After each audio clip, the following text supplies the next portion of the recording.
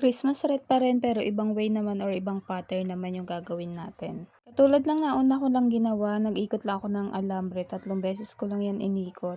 At ayan, binalutan ko lang din ulit ng pasi wire. Bali sa pentel pen, nag-ikot lang ako ng pasi wire. Kahit ano naman ay pwedeng pag-ikutan ng pasi wire pero para sa akin, perfect tong pentel pen. Pagkatapos ay ayan, pinrest ko lang. Dapat mahigpit yung pagkakahawak nyo para pag nilock nyo is hindi madedeform yung mga bilog. At ayan, ito lang muna yung ginawa ko, pa konti-konti lang. At ito nga, nagtry muna ako bago ko ipakita sa inyo kung paano kong ginawa. Para at least pag pinakita ko sa inyo, puro tama na yung ginagawa ko at hindi na ako namamadi-mali. So ayan, ganyan lang naman yung pattern. Kung yung isa ay pa-diagonal, ito naman pa-horizontal. Or kung yung isa ay pahiga, yung isa naman patayo. Bali, apat yung pagkaka... What? What did you say? At ayan na nga, may madaldal na namang batang katabi. Nung una, akala ko mahirap tong ganitong way. Kaya yung unang ginawa ko is yung paikot-ikot lang yung spiral. Pero mas nag-enjoy akong gawin to kaysa dun sa una kong ginawa. At kung itatanong nyo kung anong mas maraming pasi wire ang magagamit, parang same lang din naman. Dahil ang nagamit ko ditong pasi wire is 167 dito lang sa buong paikot na to. Ayan, ganyan lang yung way ha.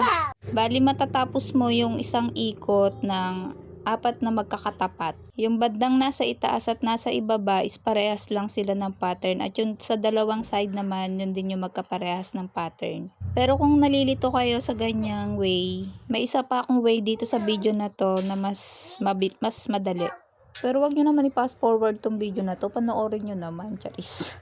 Ayan, dito naman sa part na to, dyan naman tayo sa pinakailalim na magkakabit. Napansin nyo ba, yung nasa pinakataas at itong nasa pinakailalim is magkamukha lang ng pattern at yung nasa dalawang side is magkamukha din. Napanood ko lang din naman yung paggawa ng ganitong Christmas wreath. Kaso nga lang short video kaya medyo mahirap siyang sundan. Kaya sabi ko gagawan ko to ng video na mas mabagal. Para at least sa mga gusto ding magbenta o gustong gumawa ng mga pang-display lang nila is hindi na masyadong mahihirapan sundan. Pero sana sa video na to is makatulong. Pero dito sa Christmas wreath na to mas maraming magagamit na glue stick. Compare dun sa una kong ginawa na sa una at huli mo lang lalagyan ng glue gun or glue stick. Ayan, pakita ko sa inyo yung simula kong ginawa. Bali nagkamali nga ako dyan. Pero syempre sa unang pagkakamali mo dapat itinatama mo na. Huwag mo nang ipagpatuloy at hayaang pang malaman ng iba. Yun no, sana naman kaya nanggaling ang hugot na yan.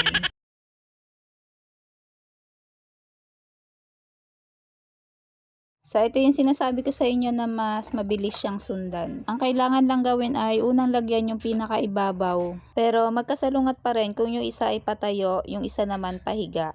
Pero dapat yung pinakalock niya, yun yung yun yung nakadikit dun sa pinakabilog. Para sa akin, mas mabilis tong sundan kaysa dun sa nauna kanina. Pero lagi ko nga sinasabi kung saan kayo mas nadadalian, yun yung way na gawin nyo. At dito nga ang sunod ko namang nilagyan ay yung puro gilid naman. Sundan nyo na lang yung video at hindi na lang ako masyadong magsasalita at may maingay dito sa tabi ko. Grabe hindi maawat. Basta yung susunod ko lalagyan dyan is yung kabilang side tapos iuhuli ko yung pinakailalim.